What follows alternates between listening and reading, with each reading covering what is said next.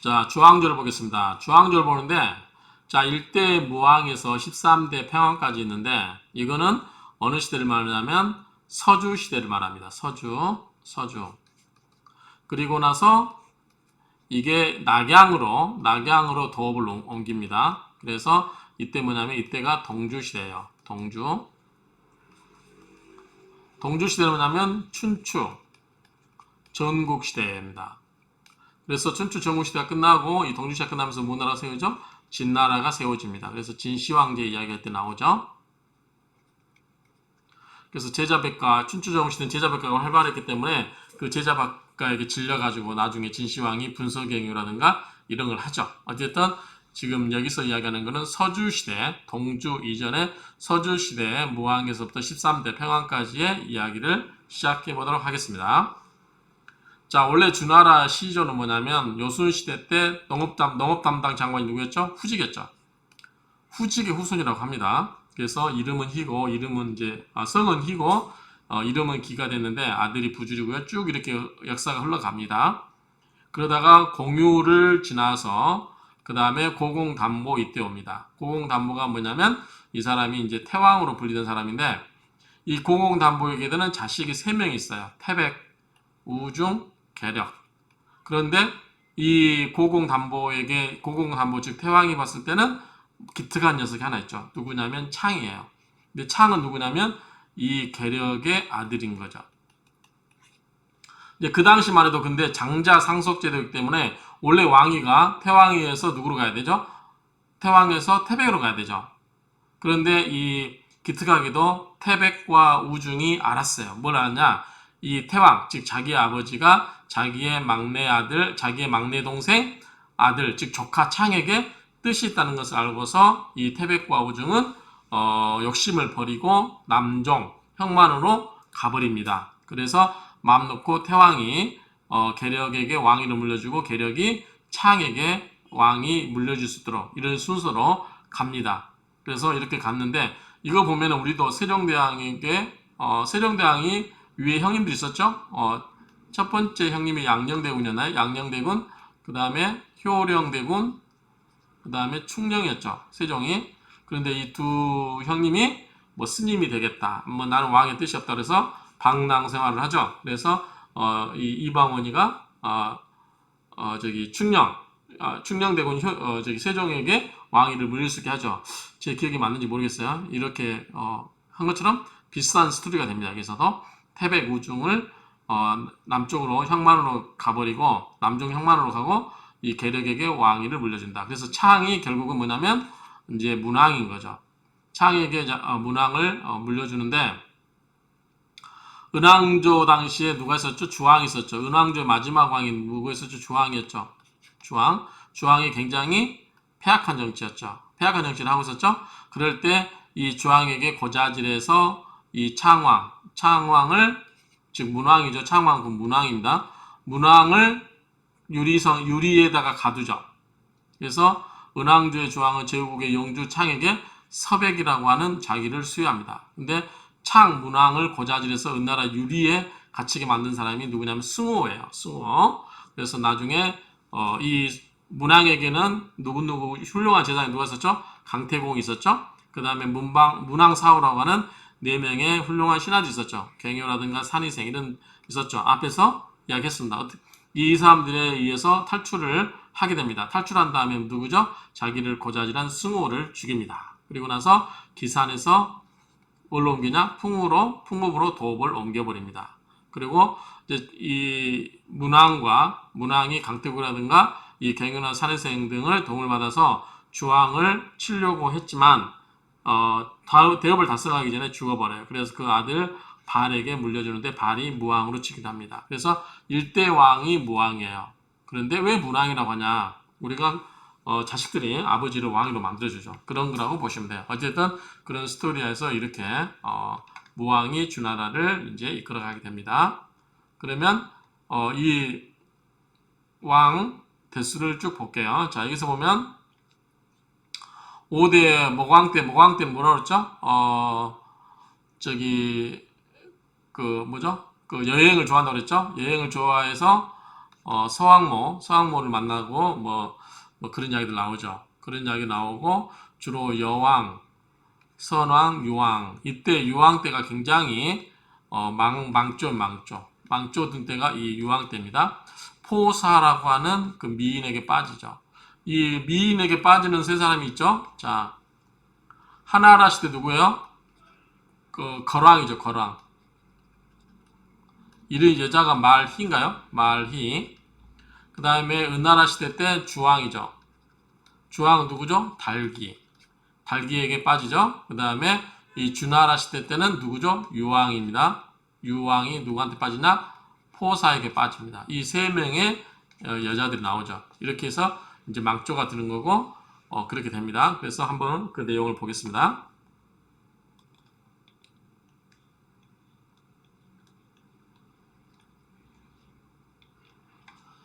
자, 주무왕을 볼게요. 무왕을 보면 아버지 서백을 문왕으로 추존을 했죠. 그리고 강태공의 자문을 얻어 부국 강병을 도모하고 은혜 주왕을 치러 갑니다. 그래서 이때 800여 명의 제후가 동참을 했다. 뭐 이때 여기 여러 가지 썰이 있어요. 뭐 이게 자발적으로 온 거냐, 뭐 어떤 거냐, 뭐 여자가 있는데 어쨌든 참여를 해요. 그리고 모기아에서 주왕과 은나라 주왕과 주나라 무왕이 전쟁을 치르는데 이때 무왕이 이기죠. 그래서 주나라가 시작이 됩니다. 모기아에서 전쟁을 하게 됩니다. 주왕은 도성으로 돌아가서 녹대, 그 궁굴이었죠, 궁궐.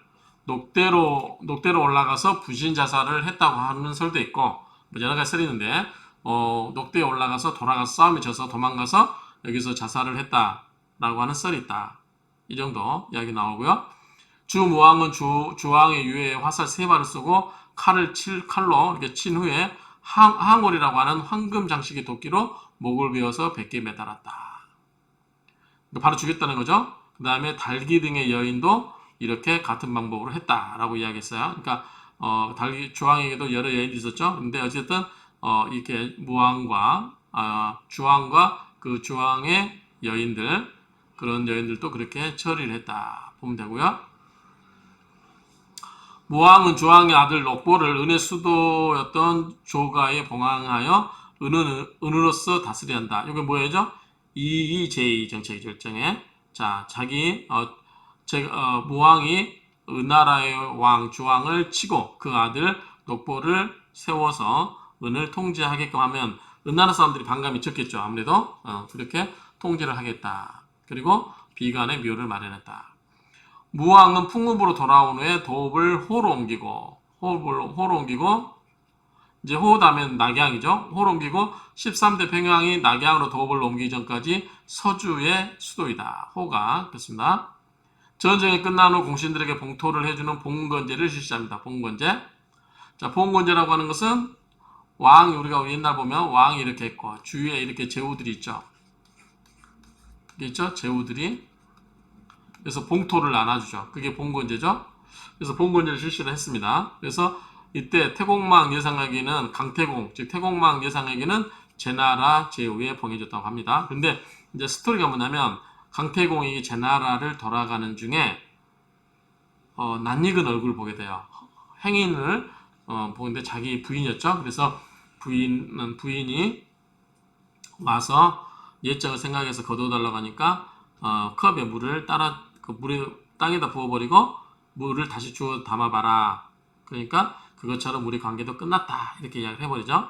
어쨌든 야박하죠. 평생을 이렇게 돌봐주는데 좀 살게 해줘야 되지 않을까 싶은데 그렇게 됐어요. 아무튼 그 다음에 무왕이 은나라 정벌에 나서기 전에 고죽군이라고 하는 고죽군의 두 아들이 백의와 숙제 형제로부터 전쟁의 만류를 받습니다. 그런데 어쨌든 말 듣지 않고 가서 전쟁을 해서 은나라 주왕을 물리치고 치죠. 그러니까 백의 숙제가 어떻게 돼요? 백의와 숙제가 내 주나라 음식을 먹지 않으마라고 해서 수양산에 들어가서 고사리를 먹습니다. 주나라 음식을 먹지 않기 위해서. 근데 여기에도 이제 비아냥 그림이 있죠. 그래서 산나물도 주나라가 아니냐 이렇게 안여자와 그 다음에 산 아래 마을 왕마자라는 사람의 질문을 받고 대답이 곤란해서 그런데 고사리도 안 먹겠다. 그래가지고 고사리도 안 먹고 죽었다. 이렇게 나오긴 합니다. 근데 곧 죽을 직전에 천재가 보낸 보내준 흰 사슴의 젖을 먹고 살았는데 이제 너무 그동안 고사리만 먹고 풀만 먹고 살아보니까 어떻게 돼요? 기력이 해야 하니까 어떻게 해요? 이 흰 사슴을 잡아서 먹으면 어떻게 되나? 고기 욕심이 나겠죠. 그러려고 하니까 흰 사슴이 눈치채고 어떻게 돼요? 도망가 버렸어요. 결국은 이 젖도 못 먹고 결국은 그래서 죽었다. 굶어 죽었다. 그렇죠? 요즘 시대의 백일 숙제를 어떻게 봐야 되는지 참 아무튼 그런 이야기가 있습니다. 나중에 혹시 이제 백일 숙제 이야기가 이 사마천의 사기열전에 보면 나오는 것 같아요. 그때 기회가 되면 한번 하도록 하겠습니다. 어쨌든 그런 식으로 흘러갔다 보면 되겠고요. 자, 그다음 두 번째 왕이 이제 성왕이죠. 성왕이 어려서 주공 단위 섭정을 하게 됩니다. 그 다음에 강왕, 소왕 넣어서 모광이 가죠. 자, 모광은 서방을 순력한다. 여행 다니기를 되게 좋아해. 우리 역마살을 보면 역마살. 그쵸? 역마살.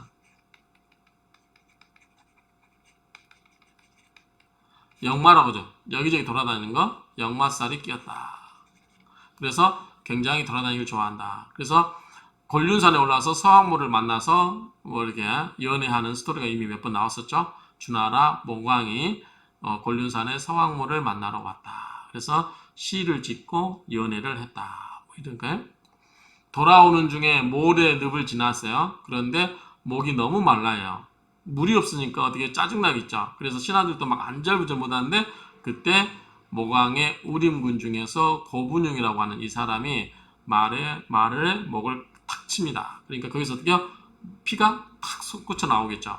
그 피를 받아가지고 마시게 해서 모광이 아쉬운 대로 목을 적시게 합니다. 그리고 가다가 이 모광을 기습하려고 하는 호랑이가 보여서 맨손으로 싸워서 이기는 등의 공적이 있다. 그래서 이제 모광에게 잘 뛰겠죠. 그래서 이 우림군 중에 이 고분용이 이야기가 잠깐 나오더라고요.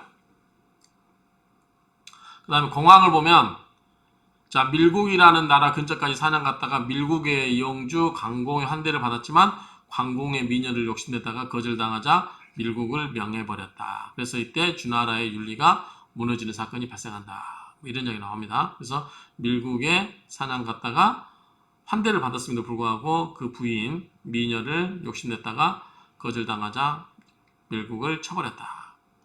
많이 나오는 게 그 다음에 의왕, 효왕 건너뛰고 여왕. 이 여왕이 우리 여왕 할 때 이 계집녀, 즉 여자 여자로 보시면 안 되고 여자왕이 아니라 이 여자입니다. 이 여왕입니다. 그래서 이 여왕을 보면 여왕, 선왕, 유왕 이렇게 많이 나옵니다. 요거는 좀 알아두셔야 되는 게 자, 유왕 이제 유왕이 아까 뭐죠? 유왕과 포사라고 했죠. 굉장히 난폭한 그런 임금이라고 했어요. 그런데 자 여왕이 나옵니다. 여왕 자 여왕이 나오죠. 여왕은 부광책을 도모했어요. 그런데 착취와 공포정치도 했어요. 백성들의 폭발로 여왕은 채로 도망갑니다. 망명을 가지고 망명. 그래서 망명을 갑니다. 그리고 공화시대가 도래 시작됩니다. 그래서 이때 사마천의 사기는 이후로 한 해 한 해를 기록을 했다고 합니다. 여왕 이후로. 그래서 한 해 하나를 기록했다. 여왕은 공화 14년에 망명제에서 죽고 태자정이 즉위를 합니다. 그래서 망명 갔다가 이 14년 만에 망명에서 죽은 거죠. 그래서 이 공화시대가 돌아가고 이때 사마천의 사기가 이때부터 한 해 한 해를 기록하고 있다. 그래서 중요한 의미가 있다. 여왕 때 이런 의미가 있고요.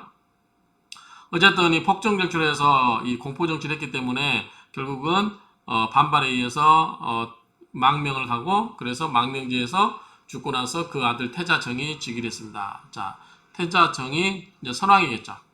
선왕과 두백 이야기가 나오는데 이제 선왕이 천성이 영매했다고 그래요. 좀 똑똑했다고 봅니다. 근데 선왕 39년에 서쪽 오랑캐 강릉의 배반에 가서 친이 나가서 정벌한다는 거죠. 친이 나가서 정벌을 했으나 패배를 했습니다. 그럴 때 충신 두백과 친구 좌유를 참였는데 그 스토리는 뭐냐면 이 이야기예요. 자, 선왕의 비인 여항이 있었다고 합니다. 여항. 자, 선왕의 비인 여항이 있었는데 이 선왕의 충신 두백, 이름은 항이고 두백이라고 하는 신하가 있었는데 충신이었대요. 그래요. 그런데 이 여항이 멋있어가지고 마음에 두었대요. 이 두백을. 그래서 유혹을 하려고 했대요. 그런데 어떻게 그럴 수 있느냐. 이게, 그래서 유혹을 했으나 통하지 않게 되자 이 여왕이 오히려 선왕한테 이 두백이 자기를 넘보려고 했다. 이렇게 거짓으로 모함을 해요. 그러니까 선왕이 확 닥치가 나가지고 어떻게 해요? 두백을 이유 불문곡주라고 잡아다가 초나라인가, 어딘가에다가 가다 놨어요. 이제 유배를 시키고 있었는데, 이때 그 친구가 누구냐면 좌유예요, 좌유. 친구가 와서 절대 두백은 그럴 사람이 아닙니다. 라고 간을 했지만 화를 더 돋군 거예요. 그래서 두백을 죽여버립니다. 그러니까 친구 이 좌유는 집에 있다가 그 소식을 듣고 자기도 자살해버려요. 그런데 이 두백이 죽으면서 나중에 3년 내에 내가 다시 돌아와서 어떻게 하겠다 이렇게 유언 비슷하게 남깁니다. 실제로 3년 후에 이 두백이 원기가 된 두백이 나타나는데 이때 선왕이 사냥터에 사냥하러 갔어요. 그런데 그때 하얀 말인가 이렇게 타고 오면서 이 원기가 된 두백이 화를 쏩니다. 그래서 선왕에게 화살을 맞춰서 쏴 죽인다고 하는 이야기가 나옵니다. 그러니까 어떤 이야기가 나와요. 그래서 어떤 선왕 때 두백과 자유 이야기가 나오는데 요거 어떤 이야기냐면 또 어떤 게 있냐면 이때 선왕의 대신 윤길보라는 사람이 있대요. 윤길보가 대신이겠죠. 그 아들은 백기예요. 백기가 뭐냐면 검은고를 잘 탔다고 그래요. 그런데 이제 우리 심청전처럼 계모가 들어와요. 계모가 들어와서 그 아들 백봉을 낳습니다. 그런데 계모가 이 백봉에게 후계자리를 그러니까 집안에 가량자리를 물리고 싶어서 계모가 백기를 모함을 해요. 어떻게 모함을 하냐면 이 윤길보한테 나한테 이 백기라는 아들이 백기가 나에게 찝쩍댄다. 속된 말로 그런 얘기를 하는 거야. 그래서 누각에 숨어서 보라 그러고 나서 어떻게 했냐면 이 계모가 자기 몸에다가 벌인가요? 이걸 막 숨깁니다. 그래가지고 이 백기가 지나가니까 이 벌 좀 잡아주라고 하니까 백기가 이 몸에 붙어있는 벌도 떼면서 잡아 죽이면서 하니까 멀리서 보니까 이게 이 백기가 자기 계모를 희롱한 것처럼 보이는 거예요. 그래서 화가 나가지고 윤길주인과 이 윤길보가 이 백기를 내쫓아버립니다. 때리고 나서 엄청 때리고 쫓아내버려요. 그래서 뭐 거기 이제 야사를 보면 팬티만 입고 아랫도리만 입고 쫓겨났다. 검은 걸 들고 그러고 나서 한이 맺혀가지고 이렇게 이제 돌아다니면서 노래를 읊은 노래가 이상조였대. 이상조 뭐냐면 밟을 이자 서리상자죠. 그러니까 서리를 밟으면서 추운 그 마음, 이 아버지가 자기 마음도 몰라주고 계모에게 속아서 이렇고 한다. 그런 노래를 불렀어요. 그러고 나서 강물에 투신을 합니다.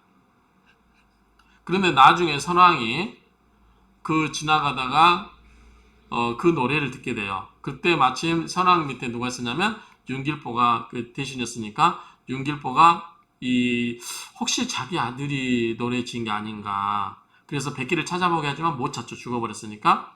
그런데 윤길보가 이렇게 지나가는데 이 강물에 투신했던 이 백기가 새로 변해서 막 하는 거예요. 그래서 윤길보가 새한테 이야기합니다. 네가 내 아들이라면 나한테 와라. 아니라면 빨리 저쪽으로 가라. 이렇게 이야기를 하는데 새가 윤길보한테 옵니다. 그래서 윤길보가 새를 데리고 집에 와서 이제 계모를 떠보는 거죠. 그러니까 계모가 화를 쏴서 새를 죽이려고 하죠. 그래서 그때 윤길보가 계모를 뒤에서 활로 쏴서 계모를 죽여버립니다. 그리고 윤길보가 백봉에게 자초지청을 이야기해요. 그래서 윤길보, 백봉, 새 이게 새 가족이 집에서 살았다고 하는 이야기가 나옵니다. 그런 이야기였어요. 그런데 그 새 이름이 뭐냐면 백노래, 백노. 백기가 노력한다 이런 새겠죠. 우리가 말할 때 백노는 흰백자 쓰지 않나 싶은데 어쨌든 그런 이야기가 나옵니다. 그리고 이제 유황과 포사가 나오는데 자 하나라의 거랑, 은나라의 주왕, 주나라의 유황 이 3대 폭정과 나라를 망하게 하는 사람이라는 거죠. 원래 유황은 난폭하고 주색을 좋아했는데 강우, 즉 어머니죠. 어머니가 죽은 후에는 더했다고 그래요. 살았을 때는 어머니가 말렸겠죠. 그래서 했는데 어쨌든 하나라의 거랑, 은나라의 주왕, 주나라의 유황은 폭정을 일삼고 나라를 망하게 하고 흥청망청 했던 사람이다 라고 하는데 이 포사가 어떤 내용이냐면, 자, 이 역사가 아마 이 여왕까지 올라갈 거예요. 여왕 때까지. 한번 밑을 보면서 이야기할까요?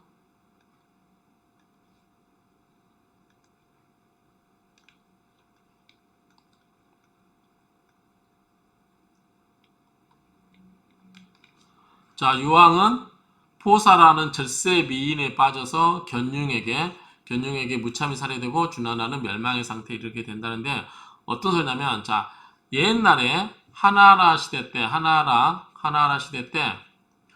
용이 암컷 두 마리, 암컷 수컷이 궁궐 위에서 그 교접을 합니다. 그런데 아무튼 그런 이야기도 나와요. 말도 안 되는 이야기 같은데 그랬을 때 이 정액을 보관한 그거를 갖고 있다가 나중에 아까 여왕 때 있잖아요. 여왕 때 이거를 건드려서 오픈하게 됩니다. 그래서 이 정액이 궁궐 바닥에 쏟아지니까 비린내가 나죠. 그러니까 여자들이 별개별께서 막 이거를 노래를 막 소리치르고 막 그러라고 했다는데 잘 모르겠어요. 무슨 내용인지. 근데 어쨌든 그런 내용들이 나와요. 그런데 그렇게 하고 나니까 이 정액이 뭘로 바뀌냐면 도마뱀으로 바뀌었대요. 도마뱀. 그래서 이 침이라고 되어 있는데 용의 그런 것이 변해서 도마뱀이 됐어요.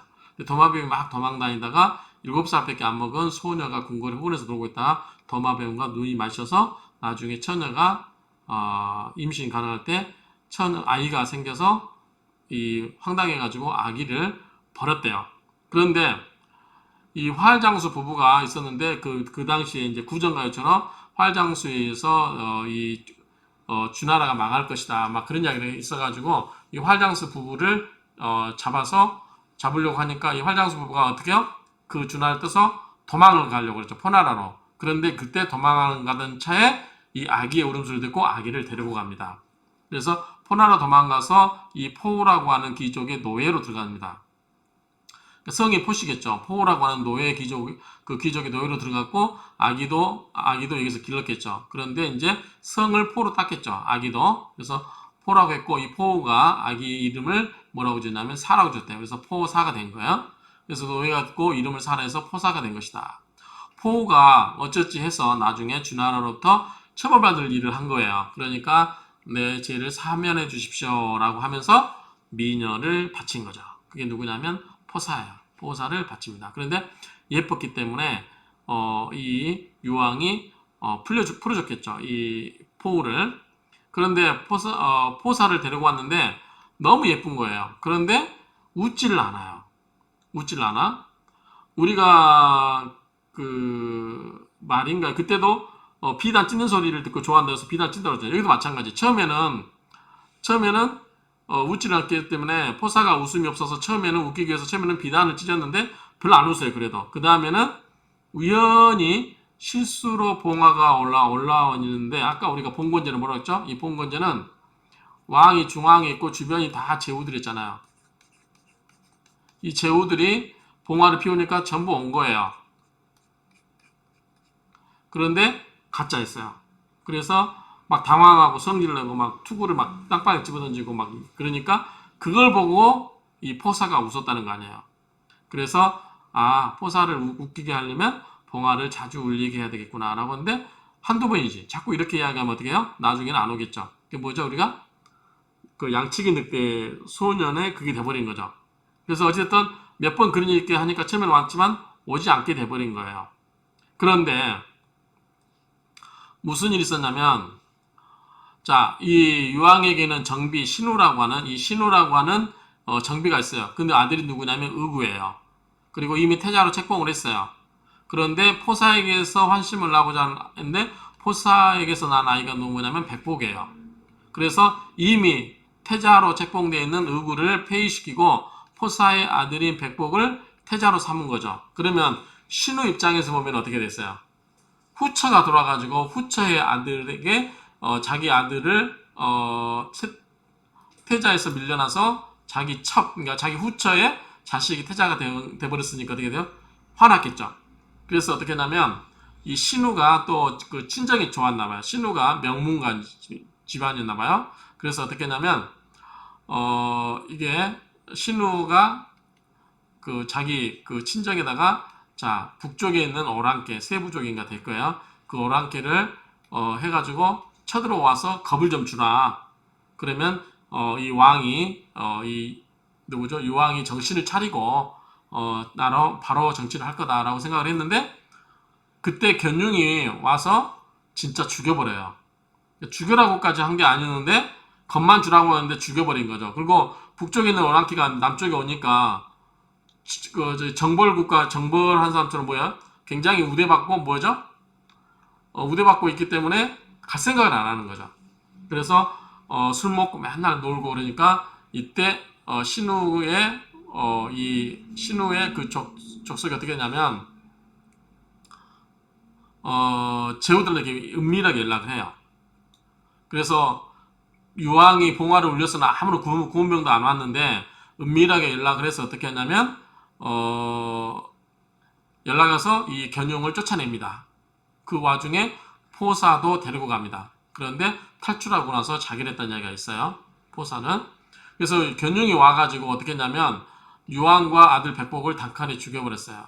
그리고 포사는 자기 여자로 삼습니다. 그게 유황 11년이에요. 그런데 신우일족 입장에 봤을 때는 유황을 혼내려고만 했지 이걸 죽이려 한다고 한 건 아니잖아요. 그런데 어쨌든 견융이 죽여버렸어요. 그게 뭐냐면 그게 북쪽 오랑캐, 북쪽은 강성이고 증서이 견융이라고 하는 이 변방의 유목민족들이 반란을 일으킨 거죠. 그래서 와서 반란을 일으켜 보니까 북쪽에서 있다 보니까 북쪽은 춥잖아요. 아래는 밑에는 뭐야 따뜻하고 먹을 것도 많죠. 돌아갈 생각을 안 해요. 그래서 이 신율족이 제후들하고 규합해서 쫓아냈습니다. 쫓아내고 그러고 나서 환대하고 태자 의구를 원래 폐위된 이 뭐죠? 신우의 아들이었죠. 의복은 죽였잖아요. 여기 백복 있죠? 백복을 죽이고 의구를 왕이 앉히니까 그 사람이 13대 평왕이 된 거죠. 근데 한번 이 물러난 견용이 자꾸 침입을 해요. 그래서 평왕은 어떻게 했냐면 교통이 편리한 사통 5단에 어디로 수도를 옮겨버리냐면 낙양으로 옮겨버려요. 이거를 동도로 한다. 그래서 이걸 뭐다? 동주시대가 시작됐다. 그 말이죠. 동주시대가 시작이 됐다. 이 이야기죠. 동주시대는 뭐다? 춘추 전국시대다. 이렇게 정의할 수 있겠죠. 그래서 다음부터는 춘추 전국시대를 볼 거예요. 어쨌든 지금까지의 서주시대를 봤습니다. 서주시대를 보는데 간단하게 정리하면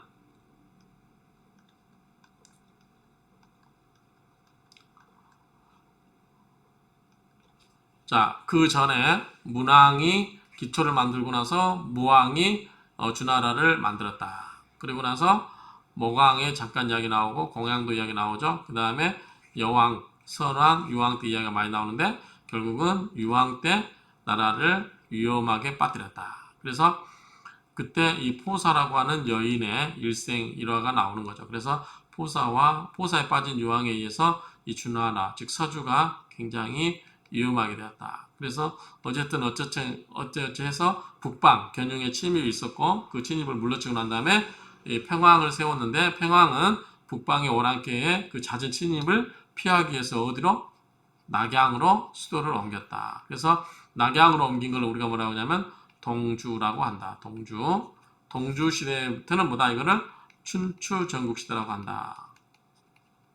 그래서 이걸 배운 다음에 춘추 전국시대 끝난 다음에 뭐다? 진나라, 진시황제 이 나라로 통일된다. 이렇게 정리할 수 있을 겁니다. 이런 식으로 정리를 하고 마치도록 하겠습니다.